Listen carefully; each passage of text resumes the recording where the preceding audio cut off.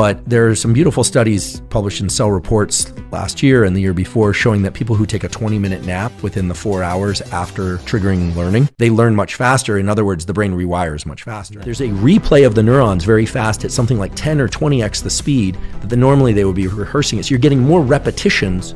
Where was that tool when I was going through school? Yeah, exactly. And learning is a two-stage process. And the learning I'm referring to is specifically deliberate learning. You know, children are learning passively all the time. They're taking in new information. Their brain it's not a complete tabula rasa. It's not a complete blank slate. There's some hardwired functions they show up with, like breathing, like heart rate, controlling heart rate. That helps. But that helps. I mean, you know, offload as much as you can to the genetic program to hardwire the nervous system so they can learn how to walk. And walking is a good example. A kid learns how to walk and then walks reflexively. But of course, at any stage, you can think about how you're walking. That's this flexible transition between voluntary and involuntary movement. But you have to learn how to walk. What we're talking about now is generally deliberate learning, language learning, skill learning, learning knowledge of any kind, learning how to, navigate the emotional dynamics of a relationship, anything. Two phases. One is active engagement and focus. Much of the trigger for neuroplasticity as a process is engaged by dopamine and norepinephrine and a molecule called acetylcholine, which is liberated from multiple sources. We always talked about how acetylcholine controls the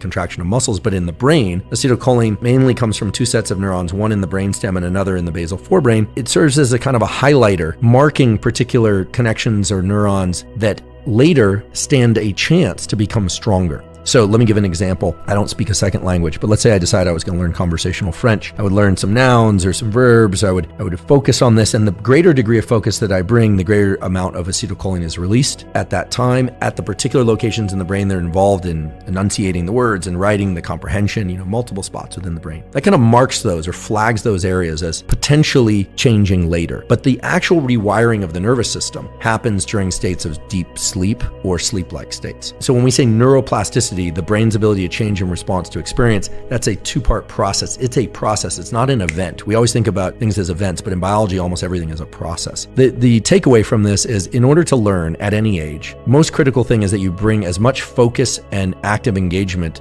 to the learning, the encoding of the information, bringing in the information. And then that you get into a state of deep rest as quickly as possible. Typically, that would be the night after you learn, after you have this trigger. But there are some beautiful studies published in Cell Reports last year and the year before showing that people who take a 20-minute nap within the 4 hours after triggering learning, or people that do a non-sleep deep rest type protocol, even just sitting there quietly and not doing anything, they learn much faster. In other words, the brain rewires much faster. Isn't that interesting? It's very interesting, and what's happening is very interesting. We've long known that during sleep, there's a replay of the neurons in the same sequence that they were played during the activity in the earlier in that day. Sometimes even backwards for some reason. It's like the song's played backwards at night. Who knows why? I don't think we should focus too much on that right now. But that replay is the consolidation of the information. You learn. This is why you try something physically, try it physically. You can't do it, and then you come back a week later and voila, you can do it. You had the opportunity to change the neural circuits so that now you can do it. These non-sleep deep rest or these shallow naps of 20 to 30 minutes also create a replay or a firing of the neurons. But there's an additional tool. Get as focused as you can, but then relax as deeply as you can. For how long? If you're going to be focused on something, is there a certain amount of bandwidth we have where it's productive and then it becomes unproductive? Yeah, and it varies for people, and some people use pharmacology to override what I'm about to say, but generally after about 90 minutes, we exist on these so-called 90-minute ultradian cycles. Everything in sleep is a 90-minute cycle, everything in waking is a 90-minute cycle. If you sit down to work, you're like, all right, I'm finally doing it. I'm gonna turn my phone off, I'm gonna write this book.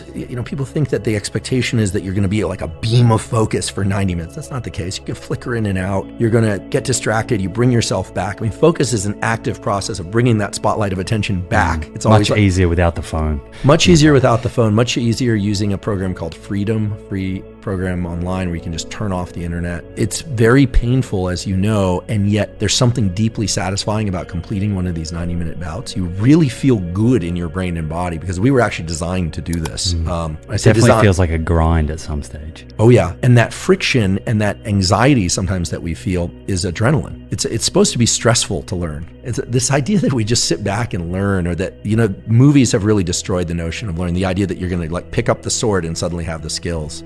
forget it. It's like, this doesn't work that way. Some days are good and some days are worse. If you slept better, generally it's better. People are always trying to optimize how much caffeine, background noise, yes music, no music. You have to tweak things according to your circumstances. But after about 90 minutes, you should really take a break and let your mind go idle somewhat. Ideally, you would take a 20-minute nap or a 30-minute nap or do a non-sleep deep rest protocol within the first hour to 4 hours after that. But a lot of us have a lot of demands. You go straight from a 90-minute bout to commuting. Sleep that you get that night is going to be the most powerful tool for wiring the nervous system. That's when it really happens. And so we can talk about tools to get into deep sleep and stay asleep more if you like. But there's another thing that you can do, which is that there's a beautiful literature on what's called gap learning effects, where let's say, and this has been looked at for physical skill learning, for music learning, math, etc., where if every couple of minutes, just randomly during your intense learning or focus, you pause and you just take 10 seconds and do nothing, just let your brain idle, eyes open or eyes closed, doesn't matter. What happens is your rates of learning actually increase. And the reason is, now they've done neuroimaging on this, really excellent studies published in great journals, show that during those little gaps that you're taking, there's a replay of the neurons very fast at something like 10 or 20x the speed that normally they would be rehearsing it. So you're getting more repetitions by stopping every once in a while. Now, you actually have to do the work and how many of these to insert, and it should be random. So there are some free apps out there where you can set like a random buzzer, or just every once in a while you're writing or trying to do something, you just pause and do nothing. Where was that tool when I was going through school? Yeah, exactly. And I think that the science on this dates back about 20 years, but it's only now that there's enough of what I call a kind of center of mass around these studies that really point to the fact that gap learning effects are really strong. They're very beneficial. You learn faster. So it's focus, rest, focus, rest, focus, rest. And that can be done on the micro level, like within that 90-minute block. Let's just make up a number for fun so people have something to anchor to. If you're going to sit down and do an hour of work, let's say for every 60 minutes of focus or learning that you try and do, introduce 30 gaps of 10 seconds at random, truly at random, not on a regular interval. And then sometime later that day, if you can, do an NSDR, non-sleep deep rest. And if you can't, okay, no big deal. You won't learn as fast, but you'll still learn, provided that you get into deep sleep that night. Let's say you have a lousy night's sleep. You'll still learn, but you won't learn as well. And maybe the next night you stand a chance of encoding that information. So neuroplasticity involves a very strong trigger, and then deep relaxation is when the actual rewiring occurs. And there are exceptions to this, but I should just mention, because it brings us back to an earlier point, that when